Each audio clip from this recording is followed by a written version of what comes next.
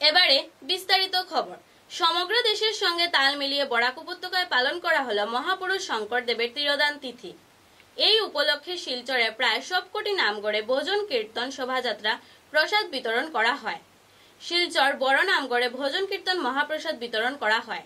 এদিকে শিলচর আসাম বস্তি নামগড়ে বর্ণাঢ্য শোভাযাত্রা বের করা হয় ও ভোজন কীর্তনের সাথে সাথে মহাপ্রসাদ বিতরণ করা হয়।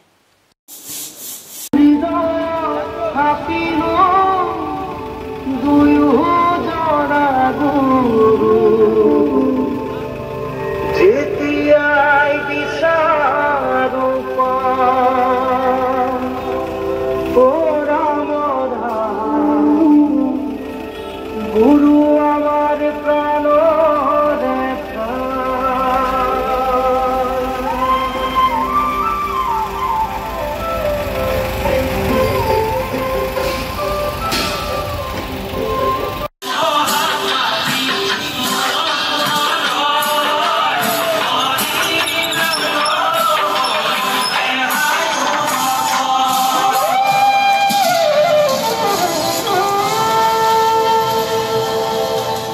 সারি যুগ সারি ধর্ম শুদ্ধ ধর্ম নাম